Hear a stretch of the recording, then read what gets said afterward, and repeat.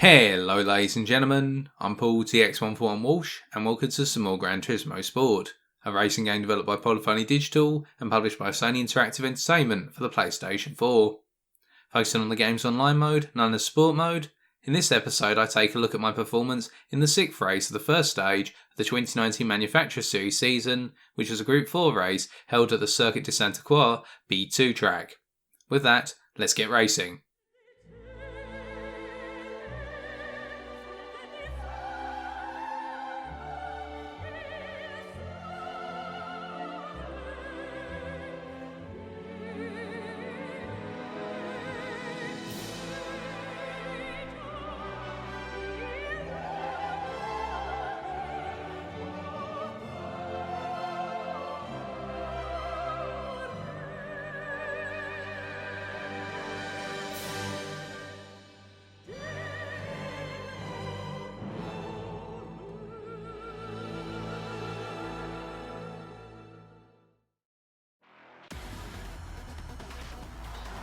Taking a look at the grid then, you'll see that I've qualified second with a 2:19.3.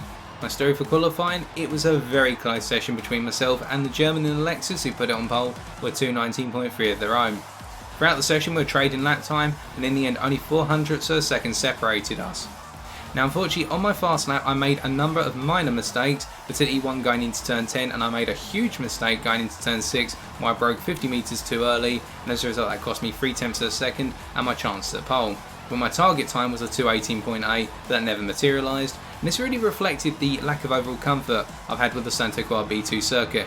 A wonderful circuit, but a very difficult one from my personal experience to achieve a consistently fast lap time with, as I had a high chance of making minor errors going through turns 8 into 10, and I even had the probability, as did materialise, of making major mistakes going into turn 6. And so now it was time to hunker down and focus on the race. A 6-lap race which could be won by one of two strategies. Either a single stop, where I'd be doing a 3-lap stint to begin with and then another 3-lap stint to wrap up, and this was my preferred strategy, using the racing mediums throughout, the softer of the two compound available. You also had the racing hards available. Alternatively, some drivers, as would be exhibited in this race, would be doing the no-stop strategy, so going out on a single set of tyres, typically the racing mediums or the racing hards if tyre wear was an issue, saving fuel all the way to the end but never coming into the pits. And the times, the total race time for both strategies, was about even at this level. So I expected it to be close and there'd be a good number of drivers trying to do the no-stopper. And I was wondering whether the German in the Lexus in front of me would be going for the no-stop strategy over my preferred more aggressive strategy of the single stop. So time will tell, and part of this race was figuring out what they were planning to do. Now as we're about to get underway, all 19 of us, in this B driver rating lobby, you're going to see as soon as the rolling start procedure begins, I'll be jumping down to fuel mode 6 in order to save just that additional little bit extra fuel, because every little bit of fuel I could save in the opening stint would help me minimise my amount of time in the pits, but you wouldn't lose too much time in the pits, but time was vital, and then when I come out of the pits I'd have to chase down whoever's ahead of me and going for the no stop. Alternatively chase down those who are trying to go for a single stop at a later point in the race. So we're underway and you'll see that I'm tucking into the slipstream of the Lexus in front, and what I need to understand over the course of this first lap is what are they trying to do. And so far as we go through turn 1 here, nothing major to note. We'll come through here nice and cleanly in 4th gear. And now going through turns 2 to 5 and up into 6, watch how aggressive the Lexus pushes through this set of corners compared to myself, and this told me straight away that they wanted to break the toe because perhaps they were going for the single stop or perhaps going for the no stop, but this was a very aggressive push by them, so I couldn't read into their strategy here, but what I did know is that Lexus wanted me to be out of their slipstream, as would be expected. So we come charging through here, and in the braking zone into turn 6, the Lexus attacks it very aggressively and goes wide of the apex and off onto the grass, and this is perfect for me because I can tuck in behind the Lexus, going through the slight kink at 7, coming up here, the left-hander, and on the straight down to turn 8. Going into fuel mode 2 now, I can use their slipstream to pull me along, and I can save just that little bit extra fuel. And so in terms of fuel saving here, I had two approaches which I was going to use. One would be to use the slipstream of the Lexus to jump down to fuel mode 2 just to save a little bit of fuel by running their slipstream throughout the distance of each lap where possible. And the other one will come onto in a sec because stuff's about to happen. So as we come out of turn 8 here, going up the brow towards turn 9, before going onto the bridge, you're going to see I'm getting closer and closer to the Lexus, and they make a mistake. They get a little bit deep on the brakes, then go sideways. Can't capitalise on it. I could have perhaps tried to put my nose alongside the rear of their car, but then there'd be the potential for me to spin them out, so I didn't want to risk it. Instead, I'm just tucking in behind the Lexus here and using their slipstream to pull me along and save some additional fuel. As we come up into turn 10 here, I'm going to lift off quite early off the throttle, saving a tiny bit of fuel as well, but also to let the Lexus brake. I don't want to go charging into the back of them if they have an earlier braking point than myself. And whilst I'm feeling a tiny bit of pressure at the moment from the BMW and the Porsche behind, they are getting a bit closer. I'm not too worried because I've shifted to fuel mode 1 now, and I'm chasing after the Lexus once again to get closer again as we come towards the end of the first lap, and I'll be shifting down to fuel mode 2 most likely after turn 14 because I hope to be close enough to them at that point they can pull me along the start finish straight. As we get a clean run through turn 13 there, getting out onto the curb, coming out of the corner, now charging down the hill towards turn 14.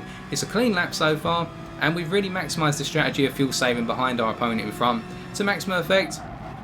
As we come through 14, getting nice and clean through here, nice and tight on the little bit of not tarmac, the tarpaulin there, the green tarpaulin on the left hand side of the corner, and then to fuel mode 2 we come to the end of the lap, and that's lap number 1.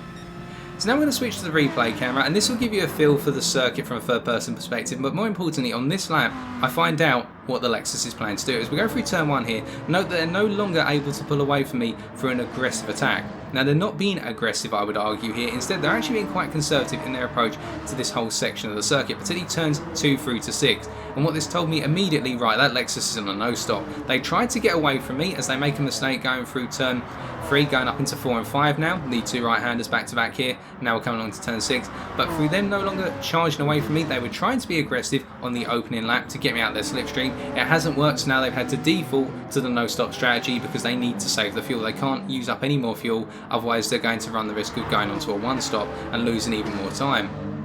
So here, well inside the slipstream, I get down the side of them going into 7 and now along the straight into turn 8. I've got the speed advantage as we come along here, keeping in mind the BMW in third is right up the backside of Lexus using the slipstream to pull them along. They're not going to make a move going into 8, I just make the move stick as I get on the brakes in front of Lexus going through turn 8 here. They get a little bit wide as a result, and perhaps the BMW will be able to capitalise going up into turn 9 or going across the bridge up towards turn 10, but we've got ourselves up into first place for the time being as we go through 9 here nice and cleanly, getting it right on the braking point and then letting the car roll out before we enter the bridge. And now it's a case of charging away, and you can see the gap between myself and the Lexus is already widening significantly, and that definitely tells me they're following through with a no-stop strategy. So now I've got to go for it. I need to try and get as much time on the guys behind and hope that the BMW and the Porsche are going to keep that Lexus fighting and costing even more time.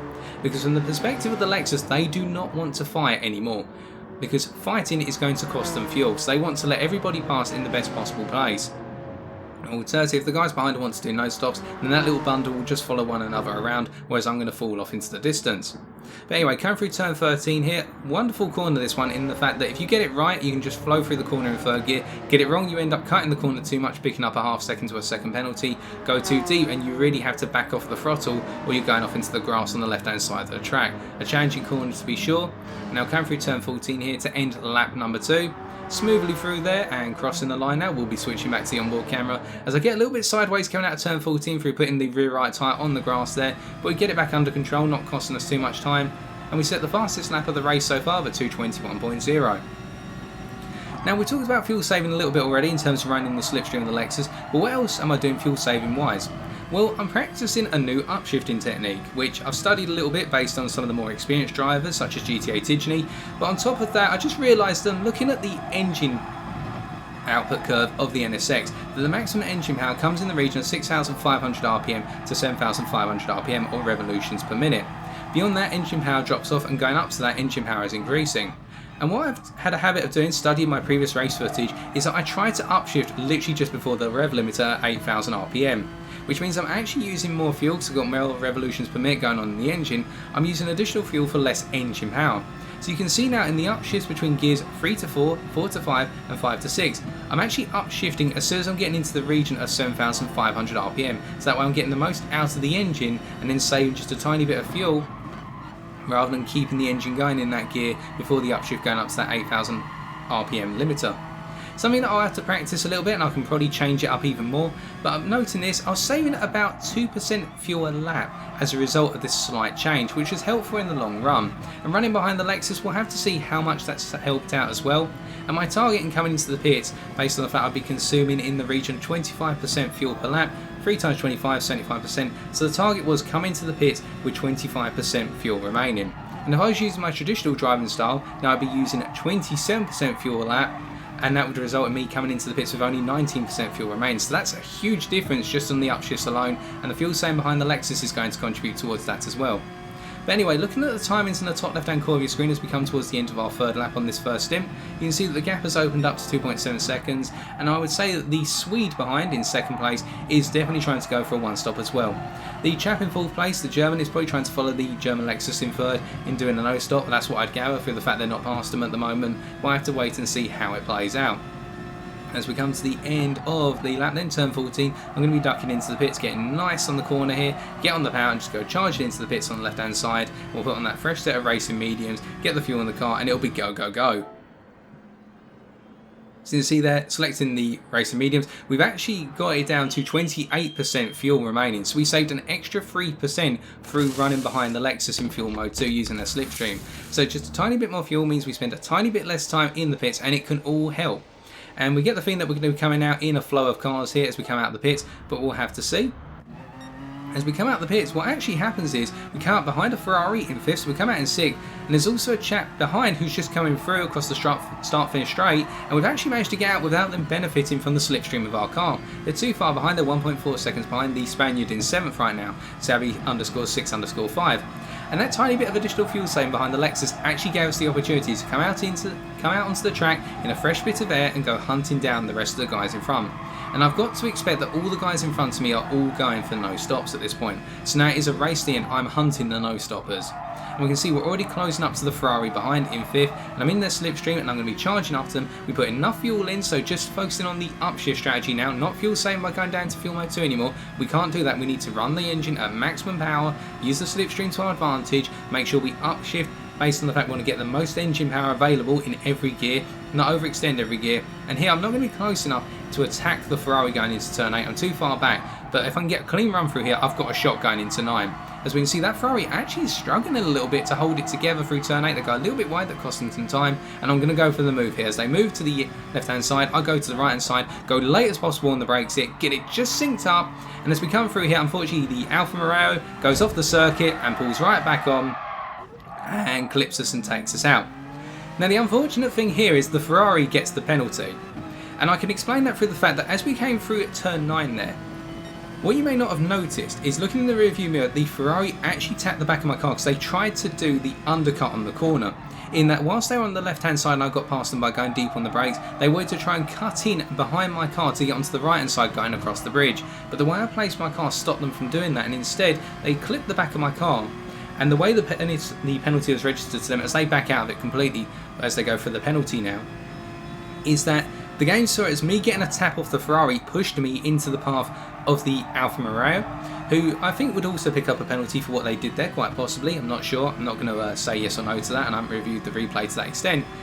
But the game would register that because of the Ferrari giving me the tiniest of taps in the backside, I ended up going into the Alfa 4C, which in turn caused that whole accident. Now what you can see now is I'm actually driving incredibly aggressively here, because what I'm thinking is I've lost at least 5 to 6 seconds of time through that instant, and the only person who has not come into the pits, you've already guessed it, the German chap in the Lexus who put it on pole. They're definitely going for that no stop as we fathomed out, and now it's a case of hunting them down. But unfortunately I've got to try and make up 16 seconds in the space of 2 laps.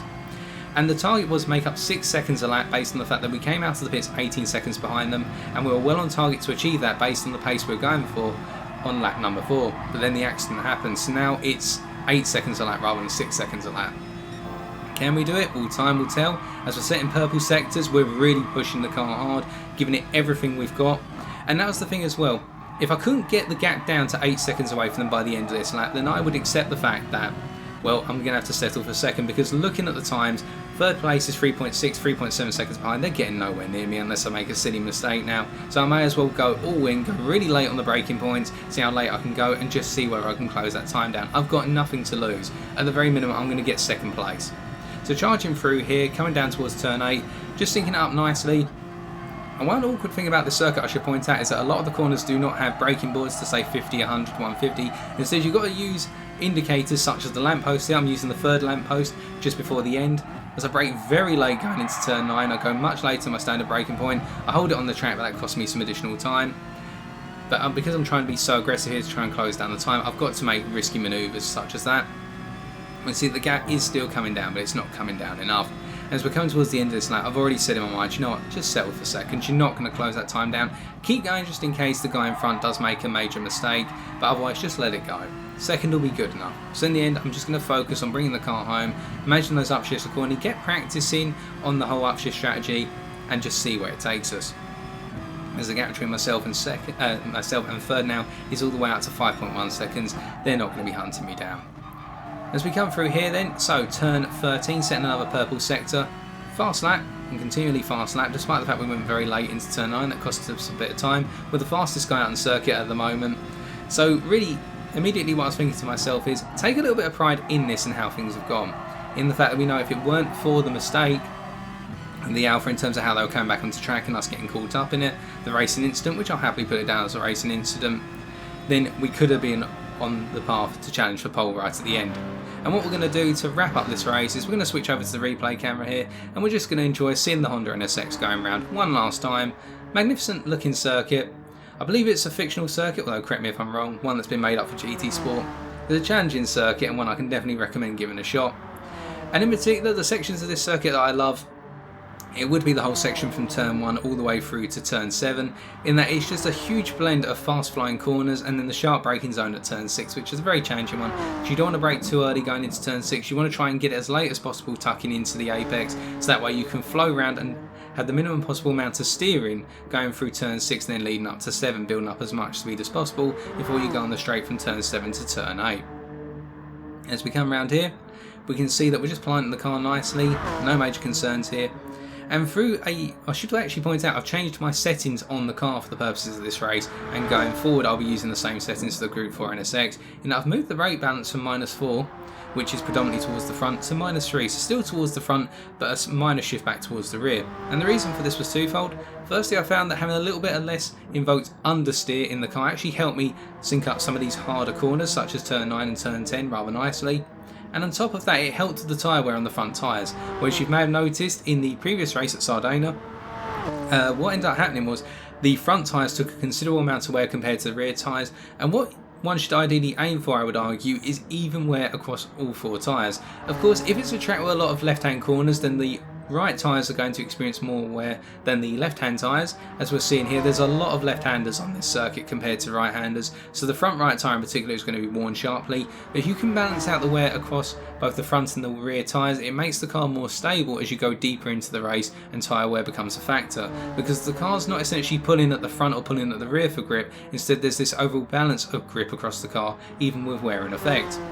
So we're going down the hill here towards turn 14 to complete the race. Unfortunately, the Lexus in front hasn't made any mistakes. Well done to them, I've got to give them credit, they drove a fantastic race, and we should give ourselves a pat on the back. It's no mean feat, we qualified second, and we'll bring the NSX home in a happy second place.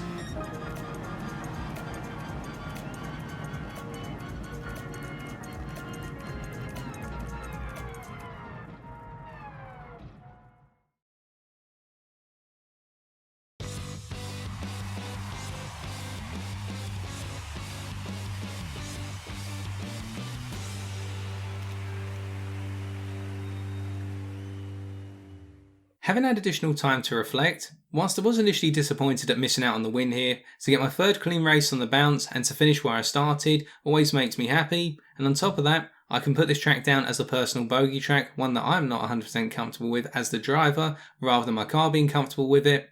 The reverse of Circuit de Sainte-Croix back in race 3 with the Group 3 NSX, where that track was a bogey track for the car rather than myself, and what I said there applies here. In that, on the tracks where I'm not going to be 100% effective, whether it be personally or the car, if I can maximise the results there, then on the tracks where my car and myself go hand in hand and love the track, the results are only going to stream in, or at least in theory. But with that, we're now going to move on to the 7th race at Sardinia Road Track A number 2 on Wednesday the 17th of July 2019. Until then, thank you for watching. If you did enjoy this video, be sure to leave a like, comment or subscribe for future episodes. As always, I've been TX141. And until next time, take care and drive safely.